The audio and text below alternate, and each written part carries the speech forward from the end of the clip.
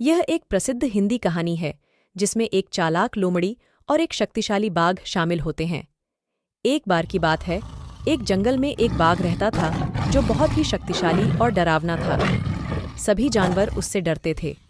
उसी जंगल में एक लोमड़ी भी रहती थी जो बहुत ही चालाक और बुद्धिमान थी। एक दिन बाघ ने लोमड़ी को देखा और सोचा, यह लोमड़ी मुझे बहुत स्वादिष्ट लगेगी, मुझे इसे पकड़ना चाहिए।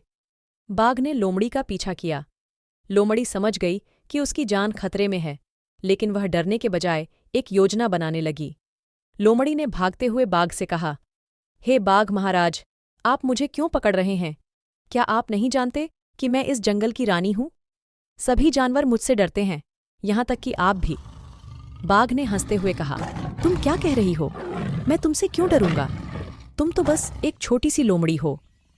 लोमड़ी ने मुस्कुराते हुए कहा, अगर आप मुझ पर विश्वास नहीं करते तो चलिए मेरे साथ और देखिए।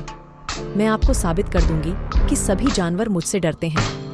बाघ ने सोचा कि यह एक मजेदार बात होगी और लोमड़ी के साथ चलने लगा। लोमड़ी उसे जंगल के अंदर ले गई और वहां जाकर जोर जोर से चिल्लाने लगी। उसकी आवाज सुनकर सभी जानवर डरकर भागने लगे। बाघ ने यह देखकर सोचा कि सचमुच लोमड़ी से सभी जानवर डरते हैं। बाघ ने लोमड़ी से कहा, तुम सच कह रही थी? अब मुझे यकीन हो गया है कि तुम इस जंगल की रानी हो। मैं तुम्हें नहीं खाऊंगा। लोमड़ी ने मुस्कुराते हुए कहा, धन्यवाद बाघ महाराज। और इस तरह उसने अपनी चालाकी से अपनी जान बचा ली। इस कहानी से हमें यह सीख मिलती है कि बुद्धिमानी और चालाकी से हम बड़ी से बड़ी मुश्किलों से भी निकल सकते हैं।